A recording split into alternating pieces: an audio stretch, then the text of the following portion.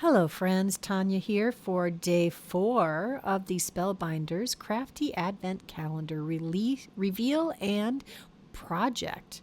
So we're going to open door number 4 and it looks like another die set. Let's open that up and see what it reveals. Looks like we have some shadow and detailed word dies, and it is From Me to You, which is going to work for all kinds of things. I think that this is one of the really versatile things. You're going to make tags or cards that could say from, to and from on. You can use the me and the you separately. You could use them all together. These are great phrase building sentiments. And the Crafty Advent Calendar from last year had similar styled words, so you could use these in combination. And there are some word die sets in the Spellbinders shop that have a similar style also. So you're going to find these are a great addition to your stash. I have cut these from some mirror gold cardstock for the detailed portion and some brushed white cardstock, and I'm using the Barely Arts precision glue and my reverse tweezers to very easily assemble these different sentiment dies. There we go. We've got From Me to You. Very sweet. I'm going to bring out the Snowflake card creators from Bibi Cameron's Snowflake collection that I haven't had time to play with till now. I also have the delicate snowflakes from the same collection. We're going to use the great big one. I used the background and the large die, and then one of the smaller detail snowflake dies. We're going to use the Winter Frost Distress Mica Stain. We're going to use the Salvaged Patina Distress and Distress Oxide sprays to create a lovely background for this large snowflake. I made sure to shake the Oxide and the Distress Mica Stain bottles very well, and I cleaned the nozzles after I finished with them. We're going to glue these two wrong sides together. You know, when you die cut them, the side that touches the plate is going to have some marks on it, and I like to cover that up.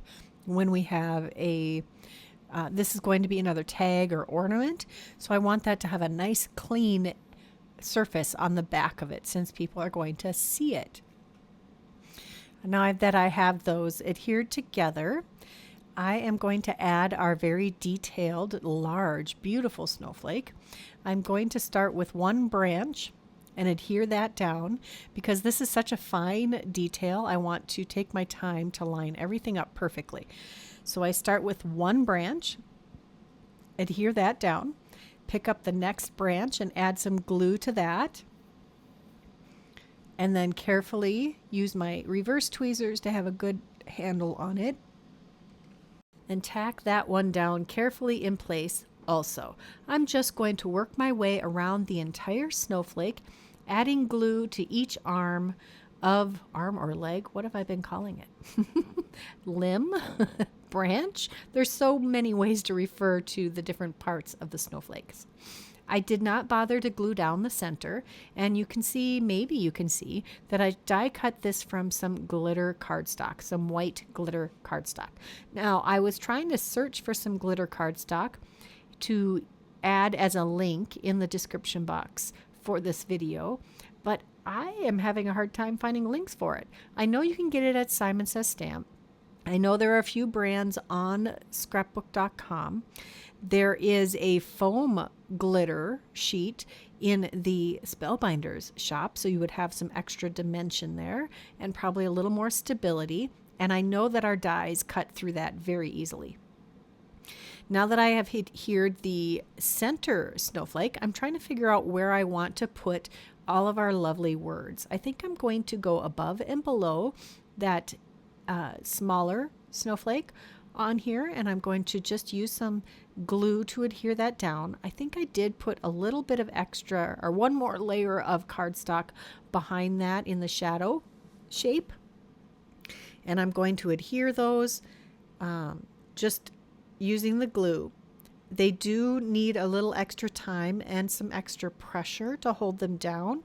So after I have all 4 of these pieces applied, I'm going to add this heavyweight block and let that sit for probably 5 minutes because the glitter cardstock really needs the extra time to bond. Then I took some Trinity Stamps Sparkling Sapphire rhinestones, and I'm going to add some glue to the very center of our snowflake and take the largest of those rhinestones and add that to the middle. I think that is a perfect finishing touch there. And we're going to use our eyelets again. I dug out a gold eyelet.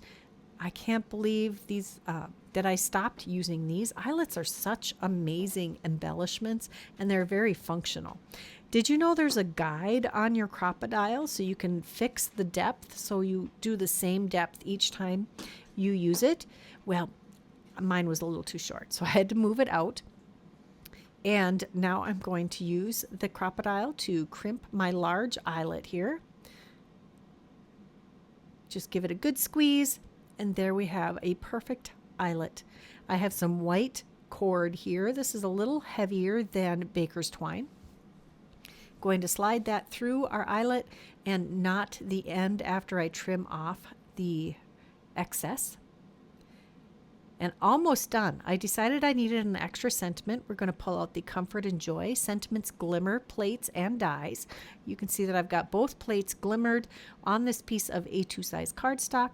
I used the coordinating die to die cut all of them, and I did organize them.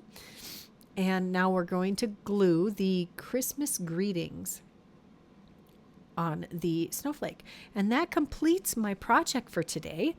Another fun one in the books. I hope you enjoyed this video. If you did, please give it a thumbs up. If you haven't subscribed, you know what to do. Hit that subscribe button. If you're interested in any of the products that I used today, check that description box below. I would love to hear what you have to say. And until next time, bye-bye.